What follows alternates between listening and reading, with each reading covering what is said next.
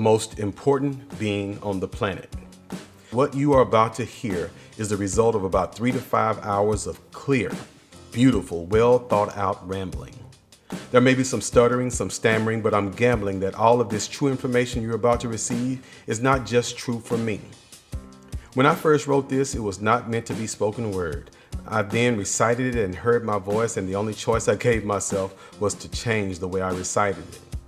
And though I was excited about the content and what I meant to display to you, I'm not that confident in the way I relay it to you. Nevertheless, I want to make sure I stress how important it is for you to hear the message I give to thee, and don't concentrate on the delivery. Now, I have been trying to figure out how to say this, and since I can't, I pray this rant comes out right. Women, for lack of a better phrase, are amazingly wonderful in so many forgotten ways. They are the reason for the season and the feces of the species. And I mean that in a good way. What I'm trying to say is that they are the shit. Of the species, women are the most wanted. We all want them so that we can flaunt them on our arms like a good luck charm or something. Women want women. Men want women. Even the gays in so many ways emulate them. When it comes to same-sex relationships, it seems that seeing two women together is easier to deal with than the sight of two guys. For some reason, it is easier on the eyes, especially when it comes to guys. It is not hard to tell that a lot of gay males copy them and do it well, and in some cases are more feminine than a lot of today's females. Gay men seem to follow women even more so than they follow men in the same situations. Even when I happen to have lesbians in my van, they seem to be more woman than man. In fact, lesbians and gay men both appear to be more feminist than himinists, or fem in this than him in this. I know that it is not a word, but chauvinist didn't sound as crisp, and seeing as I am so humorous, I added it. Let me explain a bit. Gay men and women, and straight women too, all seem to have a list of celebrities that they gravitate to, and that list, at least most of that list, is female. Like Liz Taylor, Cher, Liza Minnelli, Eartha Kitt, Barbara Streisand, Bette Midler, Marilyn Monroe. Yes, I know those references are kind of old, so let's go to the modern, more up-to-date models of the role. Like Madonna, Lady Gaga, Britney Spears, Beyonce. There seem to be more men than women. Dare I say that when it comes to being gay, it seems that men corner the market. Yes, I know there are men role models out there too, Billy Eichner, RuPaul, Carson Kressley, and Andy Cohen, just to name a few. Now here in this era, as we attempt to keep it and get it together, we find a lot of men talking down on females. Well, don't let it get you down, and don't take their talk to heart. Don't buy what they are selling, and don't add it to cart. The way we truly feel about you and the negative words you hear are just words without actions to back it up. Let me make that more clear. This speech, rant, talk, this thing right here is about the, please excuse my language, fucking awesomeness that is she. The object of desire, the reason to walk in the mire, through the fire, the object of love, so many poems of hatred and want, the reason both species stunt, the reason for fads, both good and bad, stalking, lust, obsession, the subject of countless therapy sessions. You are God's creation, woman. Not some, but all of them. God, while admiring his greatest achievement, man, felt the urge to create once again. But before we even get into what would be his final creation, let's look at the difficult upgrade he'd be facing. What he'd be upgrading from. He made us in his image, man that is. The being whose perfect features were similar to his, hair on our heads, a nose to smell.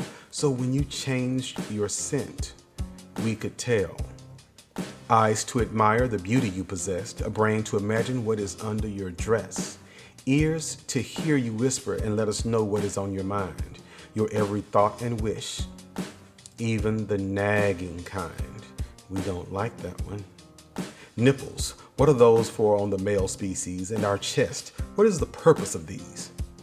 Arms and hands and opposable thumbs to pull you from danger, to hold you and keep you warm, legs to run to you when we've missed you so, and to run away when it's time to go. A penis. You know that dangly thing in between our legs attached to a sack that begs for somebody to kick it from time to time? That whole situation is nuts. What? Did I not mention the fact that he made me hilarious? Unlike the apes who can grab with their hands and feet, he made us differently because we weren't meant to live in or constantly climb trees. On the sixth day of creating, of making things from nothing, God created his best something. Man. After he made everything else, he made man as his last and final act of excellence. Even he marveled at his creation in his presence. He knew that he was done. He ended it by making the one thing that couldn't be outdone. Man, Adam. Then he thought, a mate. Yes, a mate would be great. I mean, the animals are good, but he needs someone with which to communicate. What was he to do, though? Make another man? I mean, he could make perfection once again, but he didn't. He thought to himself, how about something to which man would be smitten? Something to drive him to commitment. The same, but better and different. He knew that the only way to improve upon perfection was to take from perfection. So he used just a section. A rib he took instead of starting from scratch because he knew that anything other than that would be less than perfect. Have you thought about that? He could have made Eve from scratch like all else, but figured that would mar her wealth. Even our children we raise to be an improvement of ourselves, a gift we protect and we are proud of. So from Adam, he took a rib and made Adam Plus, or woman as she is known to us. So what makes me think she's an improvement or an upgrade in which he made? Well, a lot of it is obvious and clearly displayed. Her features tend to be softer and more inviting than those of man, which is a plus for those of us seeking an audience from her. Bypassing the fact that she can actually grow a child. I mean, that is wild when you think about it. A seed is planted, talks to an egg, and access is granted, and from that add some other technical antics. She, a woman, grows another human. Some of the differences can be a matter of taste or preference, but still, let's explore the difference. Her eyes, they are softer than that of the male, more inviting, more expressive, and this you can tell if you have ever had a woman use only her eyes to communicate with you. We have been seeing this fact for years behind the hijab. Those eyes have been known to rob a man of his sanity. We do some crazy things behind a woman. It is mesmerizing how hypnotizing those eyes can be. You are captivated by the whole of her, and the eyes are all the beauty you are allowed to see. The hairline is softer, as it gently, purposefully frames her face as if to showcase a priceless work of art. Her lips, whether pursed or ever so slightly pulled apart, have been the object of many a broken heart. They seem to be the complement, the perfect complement, to arguably a man's greatest treasure. That part of a man, when put together with those lips, are known to bring about the kind of pleasure we could, would, and have died for. You pick the pair I am speaking of, either up top or those down there. And no, I haven't forgotten the pleasure that happens when two lips meet each other. That is top or bottom lips, those with jaws or those with hips, and the loose ones as well as the tight ones can launch and sink ships. Lips that on the nape of your neck can make you wet or hard as a brick in the midst of a yard of grass. Her voice is inviting as it beckons you come hither, and you feel your inhibitions and will slither away. Her moaning, her groaning, her panting, her raving and her ranting, all except for the nagging. That is my can't thing. But other than that, a woman's voice is the bat that can beat me into a welcomed submission. But I must digress as I move to her chest, otherwise known as her breast, her functioning breast. An upgrade from ours, theirs actually work. They serve a purpose. To serve a breakfast that can quench the thirst of a child or a grown-up they choose to nurse, big or small. Remember we talked about nipples that sat on a man and have no real function? Well, when God did the upgrade with woman, he took them and made them do something. First, they are a point of attraction.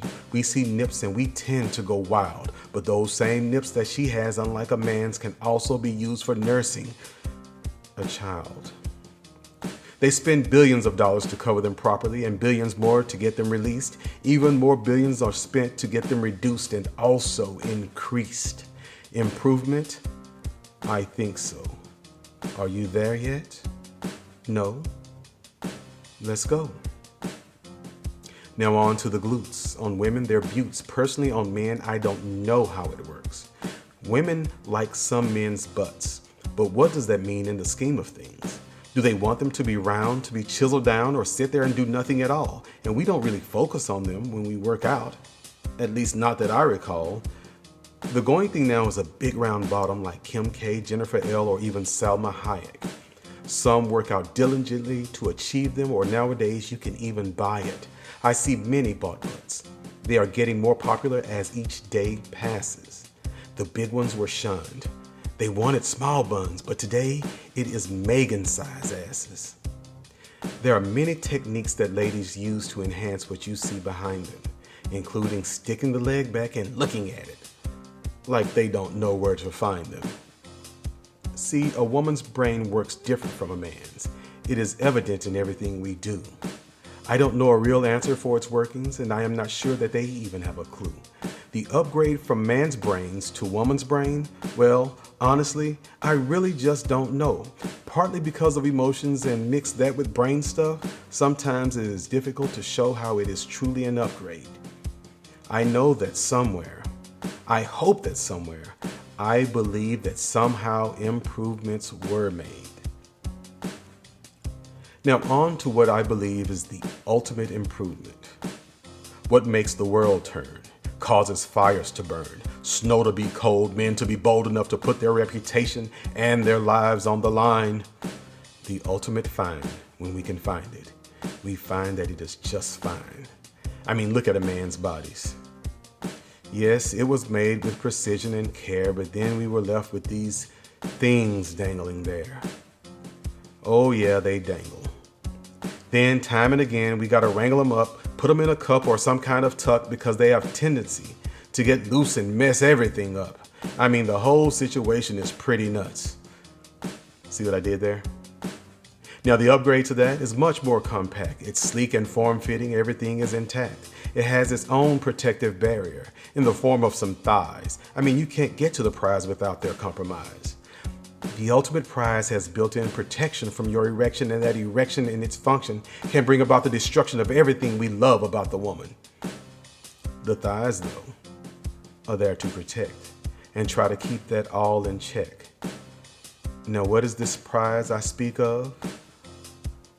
Well, it is often called her love, her minge, her velvet glove, the mound, the ground we pound, benefits with a bit of fringe, the cum dumpster, the box, the baby pumper, the cave of wonders, the queef machine, the baby canal, the thing, the golden corral, the cooch, the fish taco, the garage, the gooch, the love tunnel, the kitty cat, the baby funnel, the coochie, the cookie, that good, the velvet taco, the puss, the love maker, the pocketbook, the pussy, the satin, the money crook, a cock, a cunt, sometimes if it's on the hunt.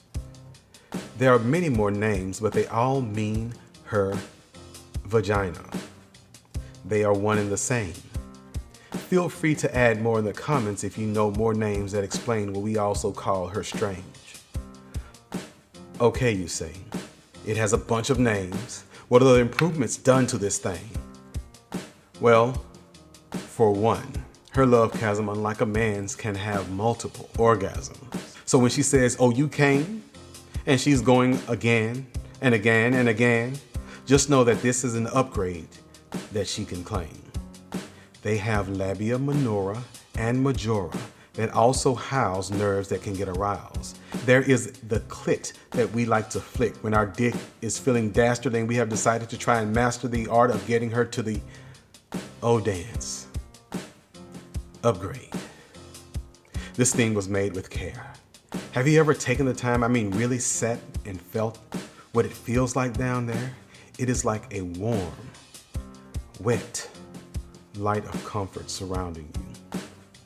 It is comfort in physical form, shelter from a storm, a place where nothing exists but happy tears.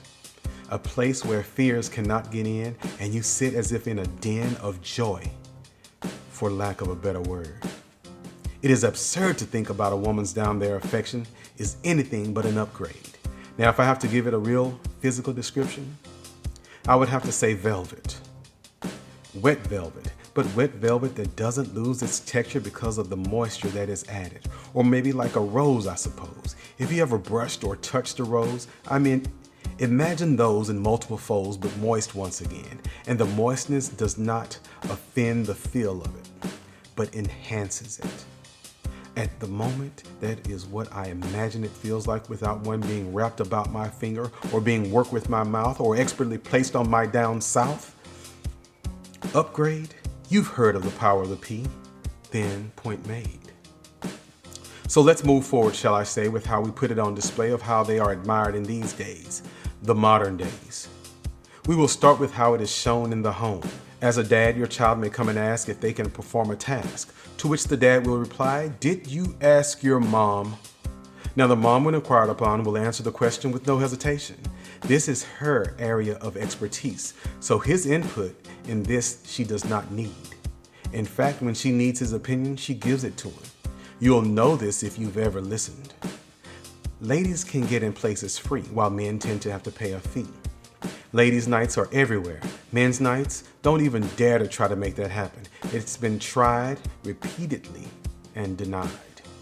And ladies' nights are always packed with men lined up around the back because they know that ladies are what we seek. Have you ever been to a place where bottle service is sold and bought? Who is it that is purchasing bottle service? Men do. And women seem to not have a clue that it is all done for you, just to get your attention and show what we may be worth. These men can get drunk at home, yet and still they buy expensive bottles in hopes it will get your attention and you will see it and join. Ladies, all of it is done for your benefit, and our hope is that you are into it. More money and research is spent on your pleasure, your orgasm, your elation. Crazy as it is though, your orgasm doesn't even play a real part in procreation. So this is just done for you. Remember that. Now, plainly speaking, women, ladies, girls, you are the most important beings on the planet. Not just because you have the ability to birth man, which is the last thing God created after creating everything, but because you are the improvement of the last thing God created after he created everything. You, woman, are what he crafted when he looked at perfection, and that perfection being the reflection of himself, and he is the perfect being. He thought to himself, man needs a companion, and that companion will not be the same, but an improvement. Ladies, know your worth. Obtain and maintain that wealth wisely, and use that power that it presents to you thoughtfully and wisely. You are woman, the improvement. Respect yourself and each other.